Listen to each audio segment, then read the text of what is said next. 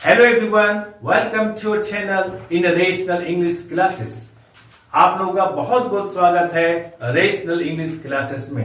प्यारे बच्चों, आज हम लोग पढ़ेंगे सब्जेक्ट वर्ब एग्रीमेंट के बारे में। सब्जेक्ट वर्ब एग्रीमेंट को हम लोग सिंटेक्स भी कहते हैं। सब्जेक्ट वर्ब एग्रीमेंट का पार्ट 1 में हम लोग पढ़ चुके हैं कि सब्जेक्ट वर्ब एग्रीमेंट किसे कहते हैं तथा इसका कैसे प्रयोग किया जाता है। इसका कुछ कंसेप्ट्स को आज हम लोग समझेंगे। चले हम लोग पढ़ते हैं, समझते हैं। कुछ सेंटेंसेस को लेते हैं। सब्जेक्ट वर्ब एग्रीमेंट, हम लोग इसको क्या कहते हैं? सिंटेक्स भी कहते हैं। सिंटेक्स भी कहते हैं। कुछ सेंटेंस को लेते हैं हम लोग, जैसे he gave me advices। Advice का अर्थ होता है सलाह, और एडवाइसेस का प्लूरल एडवाइसेस यहां लिखा गया है। दूसरा उदाहरण लिखते हैं हम, Rohit gave me many informations।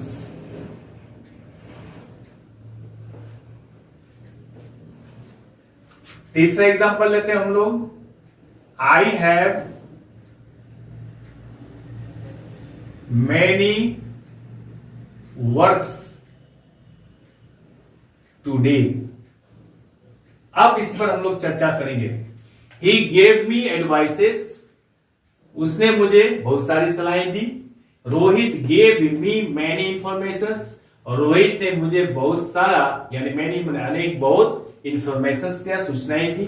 I have many works today, आज मुझे बहुत से काम हैं। प्यारे बच्चों, ये तीनों सेंटेंसेस गलत है। एग्जामिनेशंस में इसी तरह का कुछ सेंटेंस आपको दिया जाएगा, आपको जांचने के लिए कि इसकी जानकारी है कि नहीं। आपको इसको टेस्ट करने के लिए, जांचने के लिए इसी प्रकार का सेंटेंस आपको दिया जाएगा। आप वीडियो को अंत तक देखिएगा, पूरा कंसेप्ट आपको समझ में आ जाएगा। याद है, ये तीनों सेंटेंस गलत है। He gave me advices, Rohit gave me many information, ये भी गलत है। आई हैव मैनी वर्क्स टुडे, ये भी गलत है। तो इनका सही क्या होगा? इसका सही होगा कि यहां एडवाइसेस नहीं होगा, क्योंकि एडवाइस का कभी भी प्लूरल नहीं होता है। इंफॉर्मेशन का कभी भी प्लूरल नहीं होता है। उसके बाद यहां पर वर्क का भी कभी भी प्लूरल नहीं होता है, कभी भी नहीं होता है। इसलिए यहां पर हम लोग क्या करते हैं? प्लूरल बना दी, जो सरासर गलत है। अब कंसेप्ट को समझिए। कंसेप्ट नंबर 1, ये जो क्या कर रहा है, यहां पर हम लोग ध्यान देंगे। कुछ शब्द ऐसे होते हैं जो सदा सिंगुलर होता है तथा उसके साथ सिंगुलर वर्ब का प्रयोग किया जाता है। इसके साथ एस या ईएस जोड़कर उन्हें प्लूरल नहीं बनाया जाता है। कौन शब्द है वो शब्द यहां पर देखते हैं हम लोग। Luggage, furniture, advice, information, food, work, knowledge, equipment, apparatus, scenery, traffic, electricity, dust, baggage, honour इत्यादि शब्द के साथ कभी भी एस या ईएस जोड़कर उन्हें प्लूरल नहीं बनाया जाता है। हां, कुछ ऐसे इनमें से शब्द हैं, अगर उसको प्लूरल बनाने की आवश्यकता पड़े तो हम लोग उसके साथ ये pieces of, kinds of, types of, branches of, items of इत्यादि शब्दों का प्रयोग कर हम उसे प्लूरल बना सकते हैं। जैसे he gave me pieces of advice. He gave me pieces of advice, कभी भी एडवाइसेस नहीं करेंगे। अगर एडवाइस का प्लूरल बनाना है तो हम लोग क्या लिखिए? पीसेस ऑफ एडवाइस, तब आपका सेंटेंस करेक्ट होगा। ठीक उसी तरह से रोहित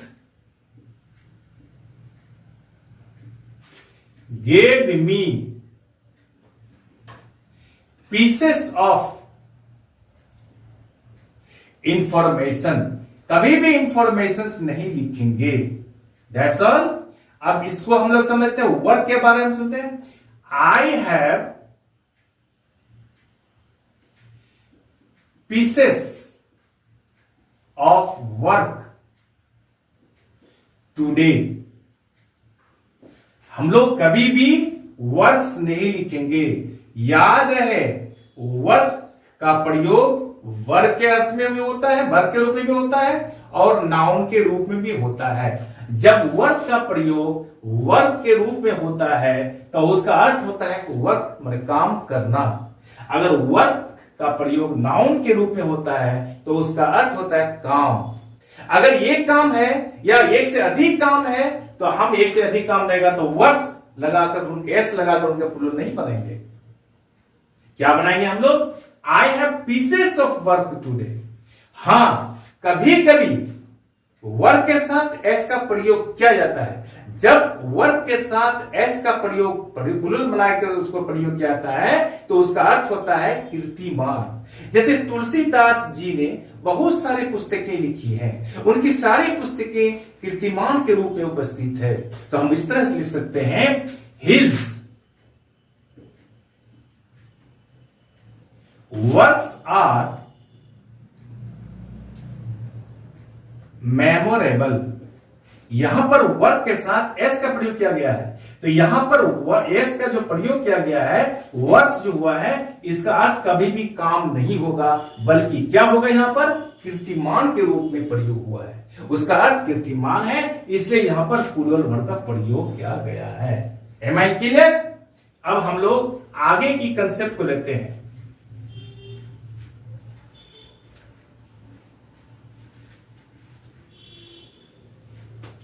नंबर 2 कंसेप्ट हम लोग पढ़ेंगे। क्या? कुछ ऐसे शब्द हैं जो देखने में तो प्लूरल मालूम पड़ता है किंतु वास्तव में वो सिंगुलर होता है तथा उसके साथ सिंगुलर वर्ड का प्रयोग किया जाता है।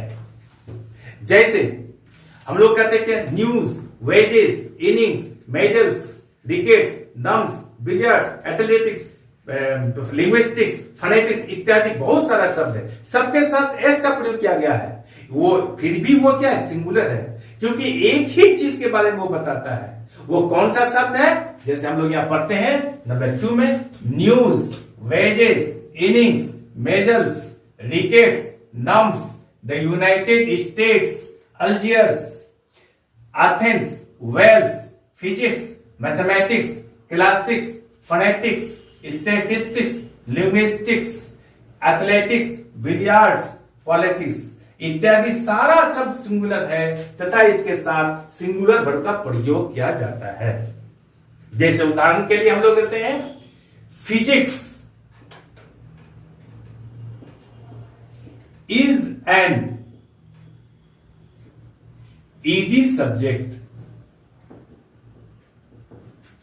That's all. The United states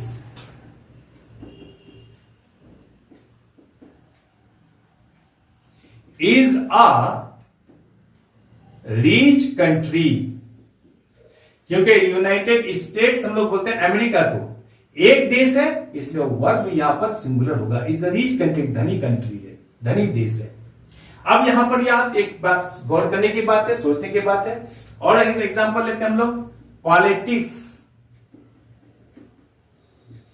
is a dirty game. Politics के साथ इस का प्रयोग किया गया। Politics is a dirty game, राजनीति गंदा खेल है। लेकिन याद रहे, विषय के नाम के साथ अगर हिज, आवर, माई, योर इत्यादि शब्दों का प्रयोग हो तो इससे गुण के बारे में मालूम पड़ता है, इसलिए उसके साथ प्लूरल वर्ब का प्रयोग किया जाता है। जैसे यहां पर लिखा हूं मैं, क्या? Physics is an easy subject. Physics एक आसान विषय है, लेकिन यहां अगर हम ये कहते हैं हिज फिजिक्स तो इससे गुण के बारे में मालूम पड़ता है, इसलिए इसके साथ क्या होगा? Are good. हिज यहां लिखे politics is a dirty game, यहां पर इज का प्रयोग किया गया है, लेकिन यहां अगर लिखते हैं हिज पॉलिटिक्स लिखते हैं तो यह हो जाएगा are bad. His politics are bad, उनका राजनीतिक गंदा है। That's all. Am I clear? ये कंसेप्ट आप लोग समझ गए। अब हम लोग आगे की कंसेप्ट को पढ़ते हैं। इसको स्क्रीनशॉट कर लीजिए आप लोग। अब हम लोग अगला कंसेप्ट को पढ़ लेते हैं। MANY many. मैनी के बाद प्लूरल काउंटेबल नाउन तथा प्लूरल वर्ब का प्रयोग किया जाता है। जैसे मैनी का अर्थ होता है बहुत। मैनी बॉयज ये काउंटेबल नाउन है तथा प्लूरल आएगा। मैनी बॉयज बहुत से लड़के आर कमिंग, बहुत से लड़के आ रहे हैं। लेकिन मैनी ए रहे अगर मैनी ए तो उसके साथ सिंगुलर वर्ब आएगा। मैनी ए बॉय तो वर्ब भी सिंगुलर होगा। Many a boy is coming. लोग मैनी के कंफ्यूजन में यहां पर ये सब्जेक्ट को सिंगुलर नहीं देखते हैं, बल्कि यहां पर ए को भी नहीं देखते हैं। इसी कंफ्यूजन में बच्चे यहां पर आर का प्रयोग कर देते हैं, जो गलत है। जब आर्टिकल ए आ गया तो इसका मतलब हुआ कि यह सिंगुलर सब्जेक्ट आएगा, वर्ब भी सिंगुलर होगा। तो मैनी अगर मैनी के साथ ए लगा हुआ रहे तो सब्जेक्ट सिंगुलर, वर्ब भी सिंगुलर होगा। Many a boy is coming. That's all. Am I clear? अब अगला कंसेप्ट को हम लोग समझते हैं। THERE there. देयर का अर्थ होता है वहां। जैसे आई एम गोइंग देयर, मैं वहां जा रहा हूं। लेकिन जब देयर का प्रयोग सेंटेंस के शुरू में रहे तो उसे हम लोग इंट्रोडक्टरी देयर कहते हैं। उसका यहां पर कोई अर्थ नहीं होता है। याद रहे इसका कैसे प्रयोग करेंगे हम लोग। जब देयर के बाद वर्ब सिंगुलर अगर हो तो यह सब्जेक्ट भी सिंगुलर होगा, या फिर यह सिंगुलर सब्जेक्ट है तो वर्ब भी सिंगुलर होगा, या प्लूरल सब्जेक्ट हो तो वर्ब भी प्लूरल होगा। अगर यह वर्ब प्लूरल है तो यह सब्जेक्ट भी प्लूरल होगा। जैसे एग्जांपल लेते हैं हम लोग। There is a book on the table. यहां पर देयर के बाद इस या वर्ब सिंगुलर है, बुक भी सिंगुलर है। ये सब्जेक्ट है, ये सिंगुलर है, वर्ब भी सिंगुलर। अगर यह प्लूरल होगा तो यहां भी प्लूरल। जैसे there are books on the table. That's all. There is a book on the table. There के बाद वर्ब भी सिंगुलर, सब्जेक्ट भी सिंगुलर। देयर के बाद यहां वर्ब भी प्लूरल, सब्जेक्ट भी plural. Plural subject, plural verb, singular subject, singular verb का प्रयोग होता है। Am I clear? I hope ये वीडियो आपको अच्छी लगी होगी। आप चैनल को लाइक और सब्सक्राइब कर दें और बगल वाले बेल आइकन को दबा दें, जिससे कि हर आने वाला वीडियो का नोटिफिकेशन आपको मिलता रहे। आप लोग खुश रहे, पढ़ते रहे, आगे बढ़ते रहे। बाय।